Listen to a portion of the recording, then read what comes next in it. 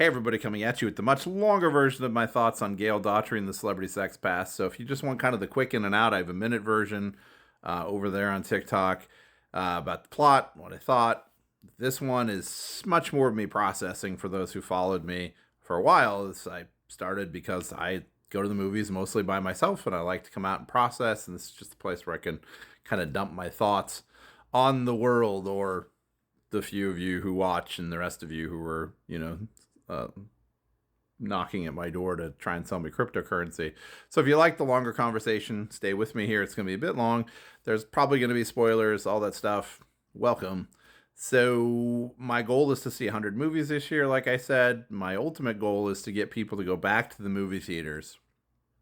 Make sure that we have that community experience. We can talk about movie etiquette and all the things that are happening in movie theaters, but we can't do that if we don't first and foremost have movie theaters. So some of you know it is my goal eventually to build my own movie theater, to make a really lovely independent movie theater house with a stage for guest panels, and I can go into all that stuff about it, but I don't want to bore you with my plans for future movie theater. But we just have to save the movies by going to the movies. So anyway, I love movies, raised on movies. I own over 4,000 movies. Let's talk about this movie, Gail, Daughtry, and the Celebrity Sex Pass, which was directed by David Wayne, written by Wayne and Marino. David Wayne, you know from directing Wet Hot American Summer, and there are a lot of fun Wet Hot American Summer cameos that pop up in this film, which just makes it fun. So first and foremost, as I talked about in the video, that cast up there, I mean, look at that cast. It is stacked with talent.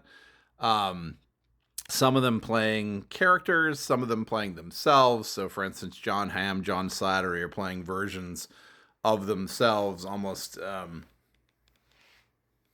want to say embellished, but kind of heightened versions of themselves. John Slattery playing a version of himself of a John Slattery who peaked in Mad Men and just looking for that comeback. John Hamm playing a version of himself of, John Hamm, you can see him when he does Saturday Night Live, a lot of stuff like that. It's that heightened character of John Hamm being John Hamm, and it works well together. I'm a big fan of Mad Men, so I love the Mad Men references that scatter throughout this thing. I love the television references. I love the Hollywood references. And just to get into it, like I said, that there were a lot of jokes that were kind of inside satire of LA and Hollywood that maybe not land if people aren't into understanding the power that CAA has over Hollywood now, that they've merged most agencies into themselves, the idea of the Chateau Marmont and Sunset Boulevard and all these different things, and West Hollywood and paparazzi. And so a lot of that stuff is inside. I don't think it's too much that people won't be able to relate to the film. I think if you're looking for a film that does really good send-up satire of LA that this tries to do, Steve Martin's LA Story is one of my favorites. And I think it's also got that same kind of inside baseball kind of conversation. But beyond that, the humor for the rest of it, the innocence of the movie, the cast who's just doing an absolute hilarious job carrying kind of this kooky bananas plot of the Wizard of Oz meets Hollywood as they go, and just doubling down into things and genre switching. And like I said, part of the satire of Hollywood is then taking a movie you think this movie's about and then switching genres on you. So you could be like, oh, this is a rom-com, or this is that. And then boom, violent action takes place. Boom, gratuitous sex scenes take place. Boom, Pulp Fiction-like things start to take place. So it becomes a noir as well. Boom, celebrity cameos pop up doing things that you wouldn't necessarily think those celebrities would find themselves doing.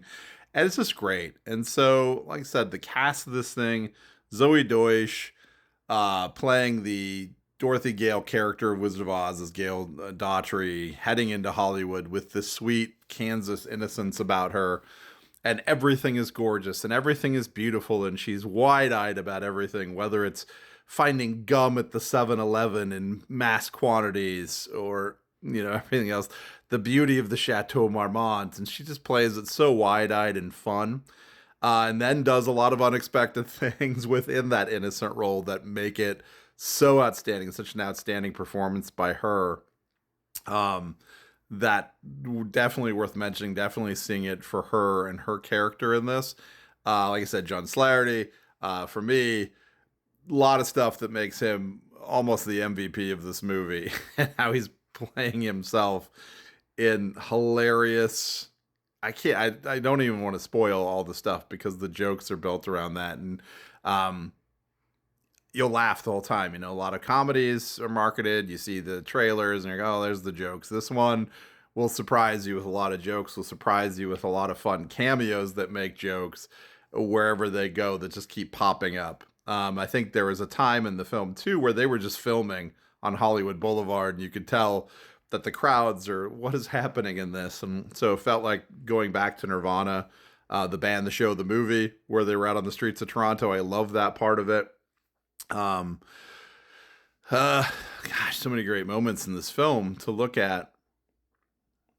I feel like it has like that late 90s, early 2000s comedy vibe that we've been lacking, for a lot of years. So we can think about like Superbad or Judd Apatow movies or American Pie series where we were getting all these comedies that were kind of screwball comedies, over the top, with gross out gags and visual gags, and like I said, characters going to the extremes of themselves.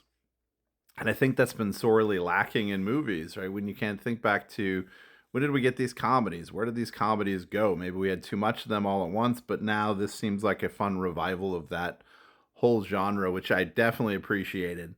Just the whole vibe of the film for that reason. I'm also somebody who is, like I said, a big fan of movies, so I love the inside movie lingo. I loved uh, the satire of the places they were filming. Like if you've been to Warner Brothers lot, definite recognition of some of the places. I was like, hey, that's the gazebo, and hey, that's Town Square, and hey, is that the Warner Brothers ranch they were on? And made me remember, the Muppet movie and Kermit facing down Doc Hopper. In this case, you'll see how John Slarty faces down his enemies on that same Laramie Street.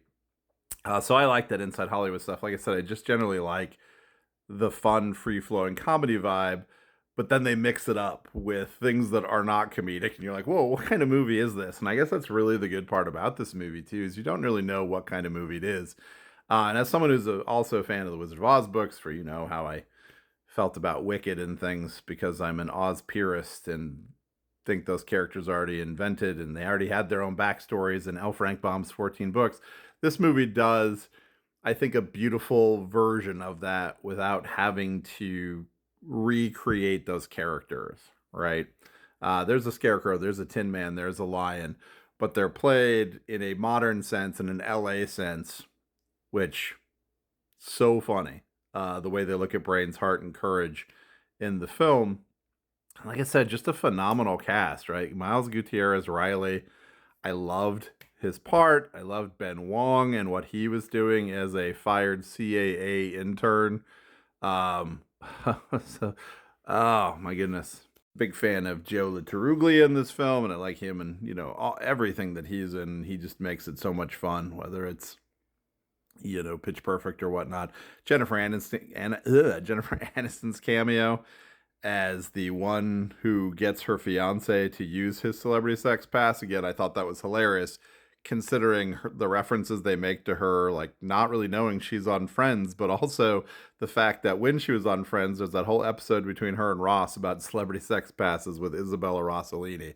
So I thought that was an inspired bit of casting as well. Well done, Jennifer Aniston. Like I said, I love the celebrities who are in on the joke in this movie. I love The Wizard of Oz. It's just a fun movie. You should check it out when it comes to your theater. I think it comes out in a couple weeks.